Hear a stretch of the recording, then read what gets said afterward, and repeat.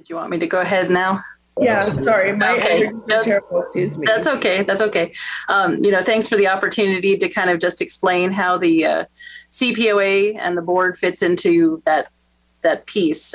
Basically, the Cpoa ordinance currently states that administrative office shall audit and monitor the indices of use of force by police that are under investigation, and shall prepare proposed findings and recommendations on all officer-involved shootings and serious uses of force as defined by the CASA.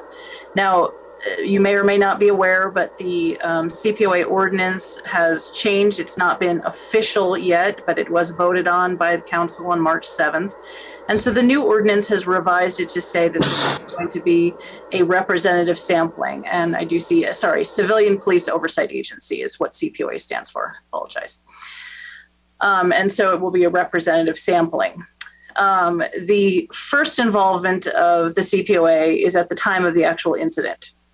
So when an officer-involved shooting occurs, the director or designated backup is going to arrive at the scene. And this is going to be whenever that incident happens, day or night. The director attends what they call an administrative briefing that is provided at the scene.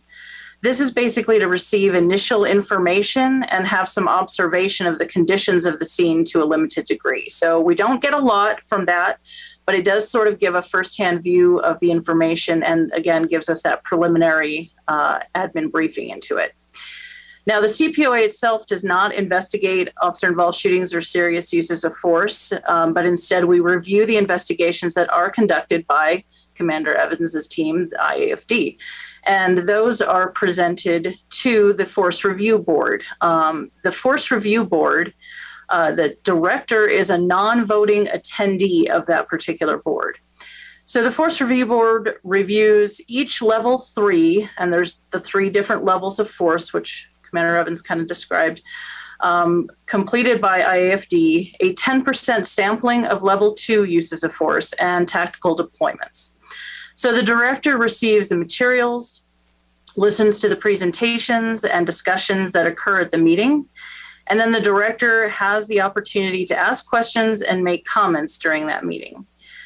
Eventually, those materials are redacted and made available to the board for their review. Now, the reason why that the materials are redacted is to remove the officer's identity as required by the collective bargaining agreement for APD.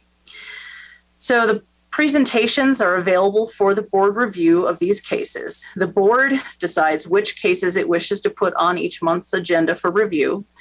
The board has a designated use of force liaison. I'm not sure if that's 100% the right title that they use, but to manage that process. The board can decide to ask for a full case file from APD, or they can rely on the FRB's presentations and minutes for its review. The board has a separate and independent requirement from the director's review of these cases to assess issues of whether the use of force was in policy, if there were policy concerns, if there were training concerns, or if there's other issues. The board's independent legal counsel was asked to clarify that role of the director and the board regarding the review of the cases, and it was determined that the director's review and recommendations are not required or necessary for the board to take action. So the board does have the benefit of reviewing the FRB minutes for those meetings, which also highlights discussion topics and the comments made by the Cpoa executive director, if the director was in attendance. The director is obviously encouraged, but it will continue if the director for some reason couldn't attend that particular meeting. The cases that the board is currently reviewing in its list were cases that were heard by the FRB when the previous executive director was in attendance. It's not feasible or required for the current director to review past cases that were reviewed by a previous director, since the board has a requirement to conduct its own review and make its own assessment.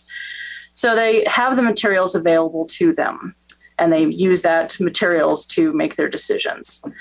The board and agency are actually currently working out on how to prevent gaps of information between directors moving forward. And when the board gets cases that at least myself as the interim director right now have participated in FRB, then they'll have the benefit again of having the director's firsthand information, but they can rely for now on comments captured in the minutes. And I'm kind of giving you some perspective because we are in a usual situation of right now where we have a previous director who's left, and we have myself who is currently serving as an interim director capacity. So I'm kind of just explaining that little gap and of information for you. So the board in its reviews at the meetings can take formal recommendations on discipline, policy, or training regarding the cases. The director and or the board can share their findings and insight with APD. I had received a question from a community member regarding a specific case that was sent in advance of this meeting. So I'm just going to address that real quickly. This case was on the board's agenda and the board tabled that for more information.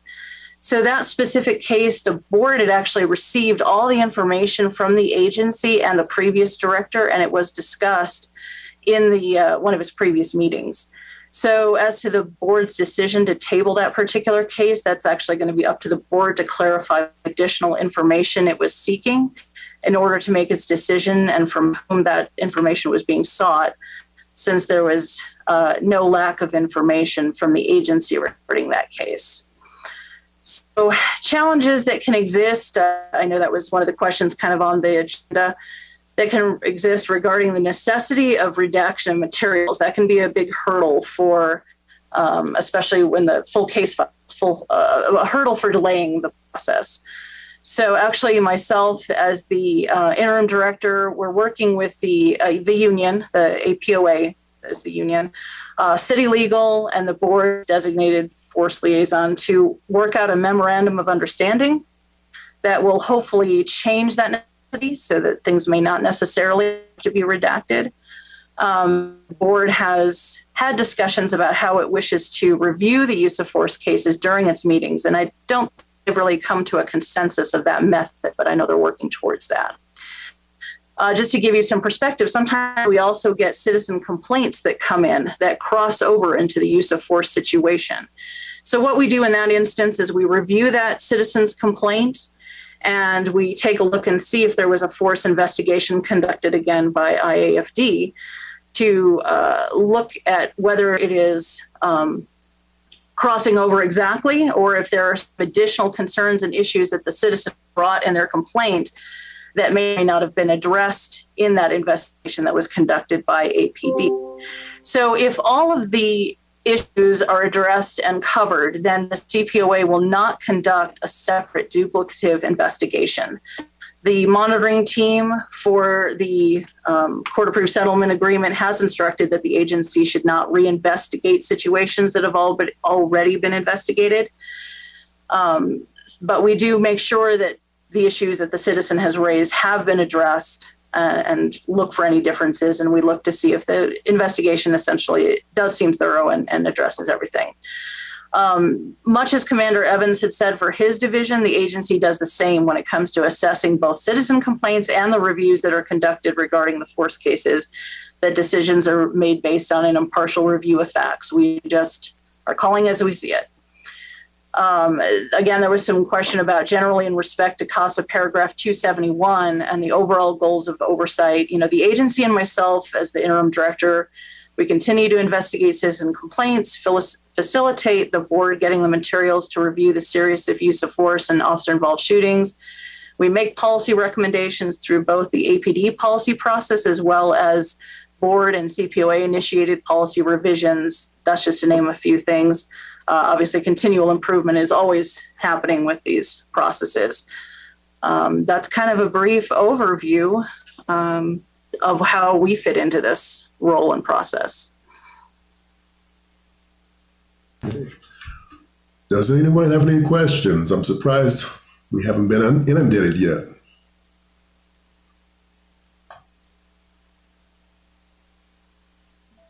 We have one hand up. Please put your question in chat if you have one. Oh, here we go. All right. So what other cities are under investigation as we are? What is the SDRAG's time to fully comply? What is the average time to fully comply? So there are numerous, and I couldn't give you an exact count at this point, but there are numerous different cities that are under consent decrees or court-approved settlement agreements. They all have an average time. It can vary quite a bit, actually. There are some that have been completed in, as little as 5 or 7 years, and then there's others that have gone on literally decades. So it is, it can really vary. There is a recent, I don't know what you call it, I guess, direction from the AG's office that talks about putting some limitations and some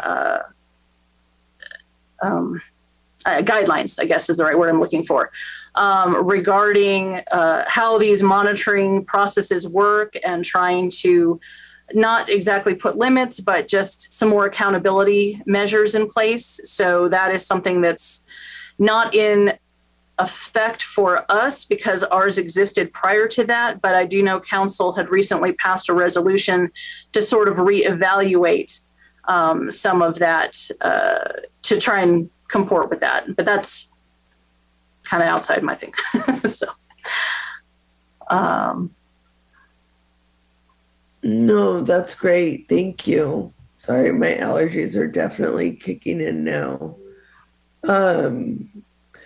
Does the CPOA investigate all citizen complaints regarding APD or just APD use of force cases?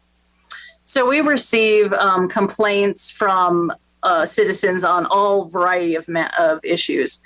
And so we review those and assess those and investigate all kinds of different issues, not just use of force. Thank you. What is the makeup of the CPOA and are you fully staffed?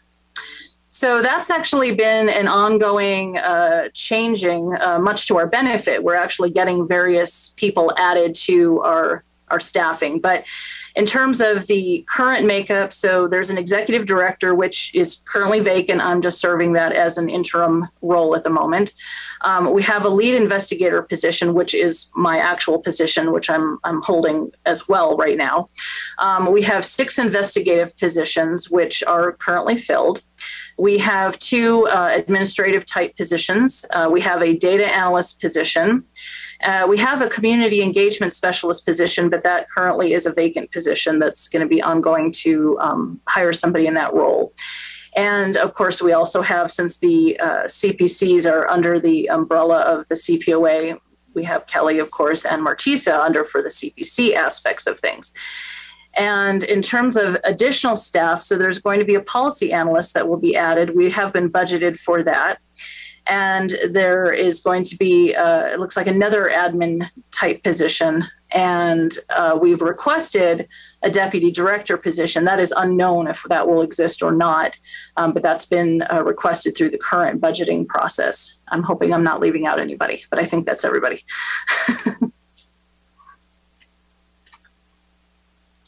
Thank you. And then what has the cost been so far? What has the cost been so far? I'm not sure. Yeah, the cost, I guess. For CPOA is, I'm not really sure. Just the question is, what has the cost been so far? Okay.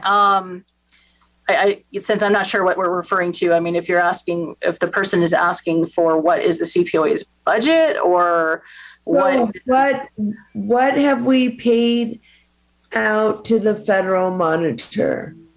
Oh, I'm afraid I don't have that exact number handy. That's going to be a question more for other people. I mean, I don't have it handy right now. Okay, thank you.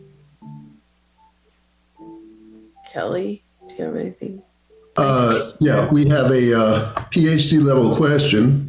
Please explain community policing. What does that involve? That's a very simple question, but it's also very difficult to define because in a lot of people's minds, the answer to that question is different. Policing in general in the United States worked in one way for 100 years or so.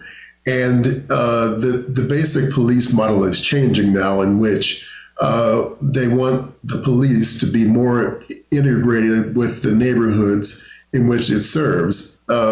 Police, for better or worse, have rather seen themselves as separate entities in a lot of ways. And community policing involves a back and forth between the area commands and the neighborhood it serves and the police force, in which we're working hand in hand rather than one separate entity looking over the neighborhoods. And that's somewhat vague, because you could ask 5 PhD criminologists these questions, and they'd all give you different answers.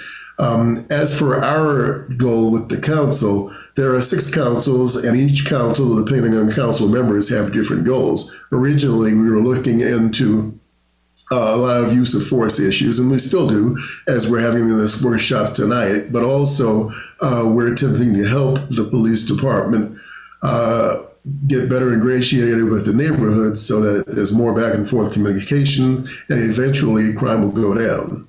So that's my fairly short answer to a very long question. Thank you, Kelly. Are there any other questions? All right. So I guess we can move on to the next order of business.